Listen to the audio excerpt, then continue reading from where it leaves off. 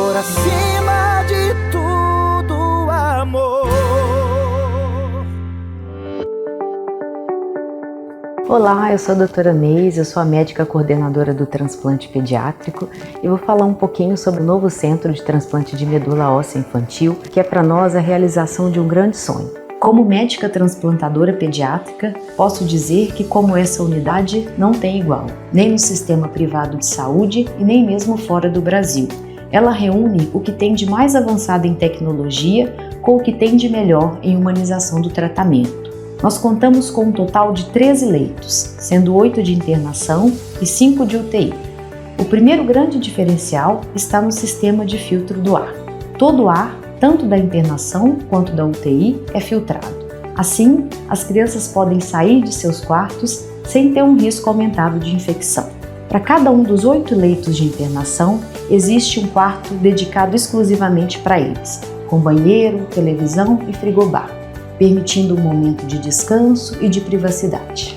O terceiro grande diferencial é a UTI. Nós temos uma UTI com 5 leitos, dedicada exclusivamente para os pacientes do transplante. E ainda melhor, dentro da própria unidade. Assim, se um paciente precisa de cuidados intensivos, não é necessário que ele saia da unidade para ser transferido para uma UTI convencional.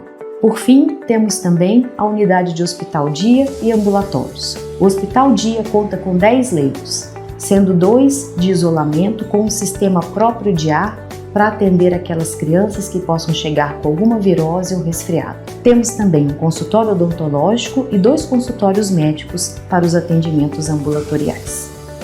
Tudo isso só foi possível graças à extrema generosidade da família Cutrale, especialmente Sr. José Luiz Cutrale e Sra. Rosana Cutrale. Gostaríamos de expressar nossa eterna gratidão e pedir a Deus que possa retribuí-los e abençoá-los sempre. Família Cutrale, muito obrigada!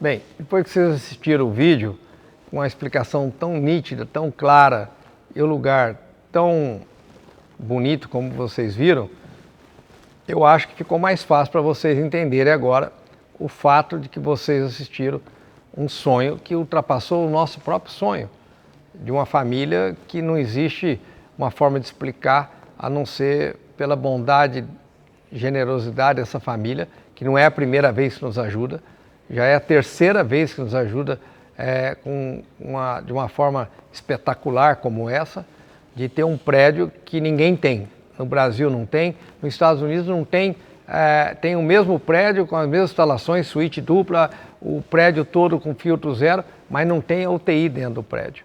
Depois nós vamos falar sobre o problema de falta de profissional de especialidade na área de pediatria oncológica, que o Dr. Luiz vai voltar a explicar isso.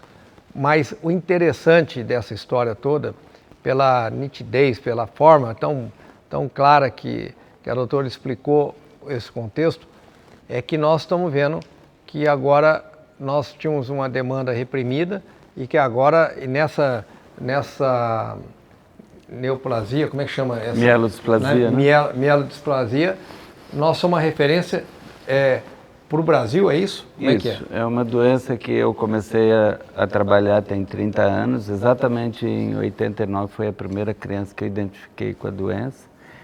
Fiz meu mestrado, estudei sobre isso, passei a ensinar e juntar professores que conheciam da doença no idoso, porque ela é uma doença de idoso, e aí a gente descobriu que criança também tinha. E a diferença do idoso para a criança é que idoso leva muitos anos para virar leucemia, e às vezes eles morrem de velhice e não morrem da doença. E em criança, muito rápido vira leucemia, e se virar não cura. Não tinha cura antes. Então a gente tem que transplantar antes de virar leucemia. Então, como a gente desenvolveu esses estudos e foi criando uma equipe, foi ensinando, eu pedi para trazer essa especialidade para Barretos, porque aqui eu sabia que eu tinha condições de ensinar mais pessoas e cuidar mais dessas crianças. Eu tinha medo, porque eu já sabia que precisava de transplante. E eu tinha medo de trazer tudo para cá e criar um problema para nós mesmos. Mas eu acreditei que seria aqui, e aqui eu encontrei as melhores condições de estudar essa doença. E hoje acho que a gente tem da parte molecular, da parte genética, tudo que precisa. Essa fila imensa que tinha nessa especialidade, a fila vai acabar com isso isso aqui? Eu acho que com o número de leitos que a gente tem, a gente consegue receber todas as crianças com mielodisplasia que têm chegado todos os meses. No país inteiro? No país inteiro. E mais outras crianças com leucemia e que talvez estejam procurando lugar para transplantar e que também não acham, que a Neise vai ter condições de receber aqui. Olha que notícia boa para vocês que estão nos assistindo. Mas, como você fala, mas como é que eu posso incrementar, porque isso aumentou o nosso custo?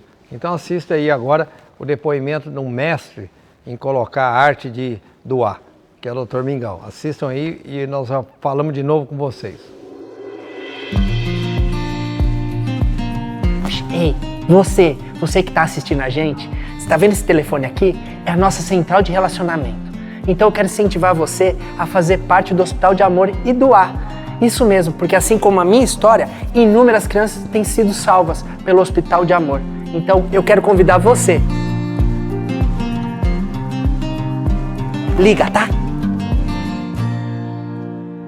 Bem, depois dessa motivação toda de vocês já terem visto esse projeto, nós estamos falando com dois papas no assunto aqui. Eu posso dizer para vocês, com o maior orgulho que eu tenho, de provar para vocês a generosidade e a bondade de Deus, é quando Ele me manda as pessoas que têm a essência dos valores mais honestos de fazer o que é certo para todos, que sejam capazes, que sejam cientistas naquilo que fazem. O Dr. Luiz Fernando é um cientista, por isso que ele aprofundou um estudo junto com uma equipe da Alemanha que ninguém acreditava que existia esse tumor em crianças, só nos adultos. E ele fez parte dessa descoberta, dessa cura. E ele trouxe para o Brasil e nós somos hoje a sede desse tratamento com muito orgulho e saber que nós temos capacidade de atender toda a demanda do país. Nós somos referência para receber do país inteiro e temos comportado assim. E vamos ensinar outros centros a seguir a nossa disciplina, nossos protocolos, para a gente repartir o nosso conhecimento. Essa é a nossa missão. Eu queria só voltar de novo na doutora Neise e ver que, eu imagino, né, pelo que nós tínhamos antes desse projeto e hoje, nós temos certeza que nós estamos buscando, conseguimos ir para um êxito de falar, nós hoje somos o que tem que ser, o que é sério e incompetência de tudo?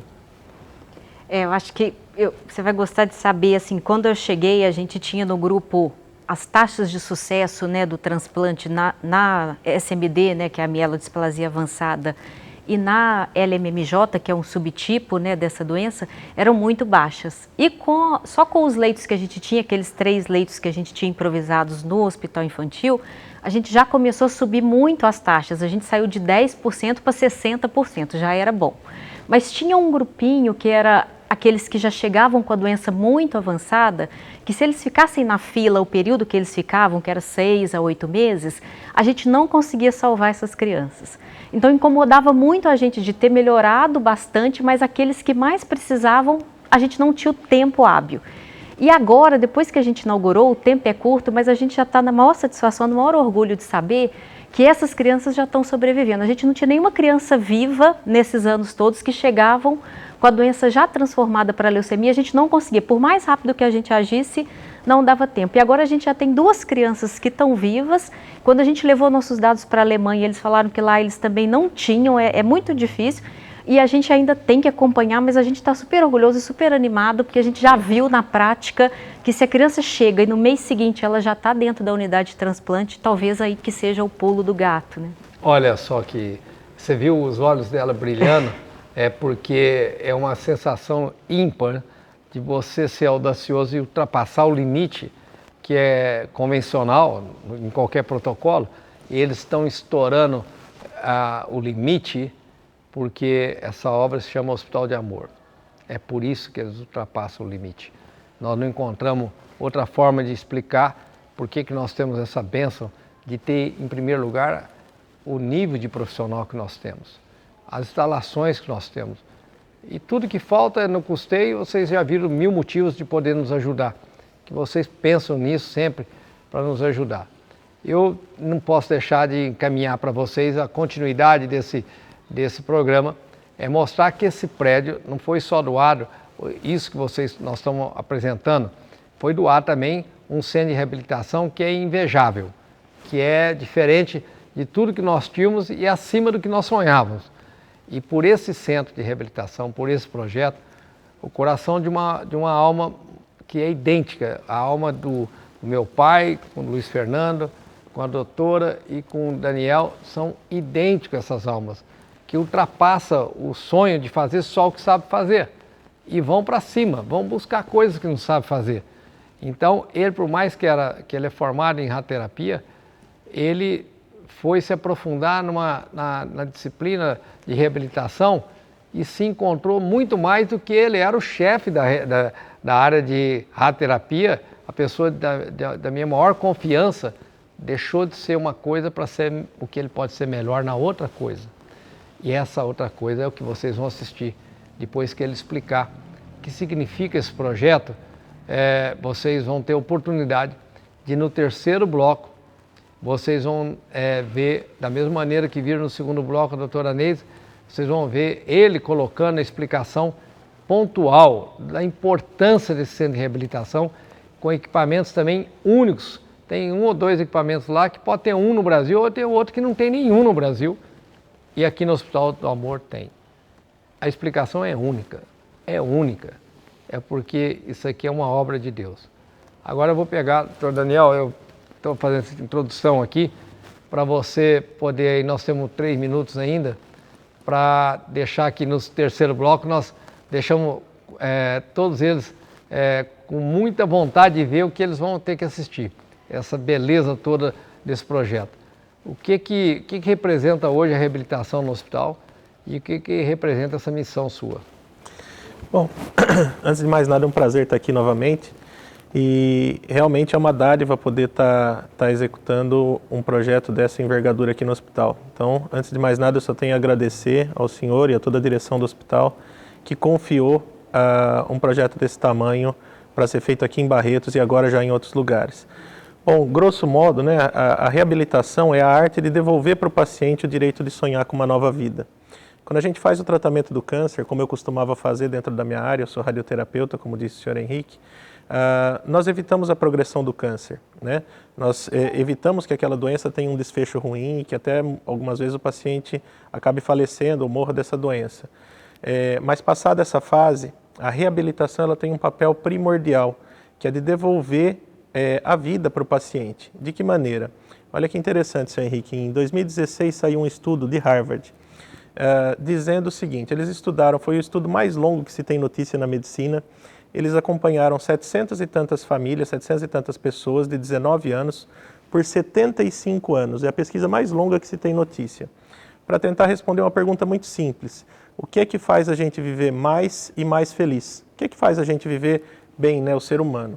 E depois de acompanhado 75 anos essas famílias, alguns viraram advogados, outros viraram médicos, um virou presidente dos Estados Unidos até, e eles acompanharam todas essas famílias e por incrível que pareça, aquilo que mais faz o ser humano viver bem, viver melhor, é a sociabilização. Toda vez que um paciente passa por alguma sequela de um tratamento, ele pode deixar de ouvir, ele pode deixar de enxergar, ele pode deixar de andar, ele pode sofrer uma amputação. E quando a gente devolve a ele esse direito dele se sociabilizar melhor, dele ir numa igreja mais longe, dele ir numa quitanda diferente, num outro bairro, conversar com outras pessoas que antes ele não fazia, nós estamos promovendo a vida, né? Engraçado isso, aos 50 anos de idade acreditava-se que era o nível de colesterol que promovia mais vida, acreditava-se que era a obesidade, é o nível de sociabilização. Então esse é o nosso papel de promover a vida desses pacientes. Que coisa, olha, são lições que nos surpreende de ter tanta clareza, tanta forma simples de colocar e ter uma prova científica, como o Dr. Daniel acabou de falar. Por isso vocês fiquem agora para assistir o terceiro bloco, que vocês vão amar conhecer também esse projeto que foi um presente do céu, que veio direto do céu. Como vocês vão ver que lindo esse projeto de reabilitação, que é comandado hoje pelo Dr. Daniel. Assistem aí no terceiro bloco, vocês vão amar esse projeto, vocês vão ficar apaixonados. Por acima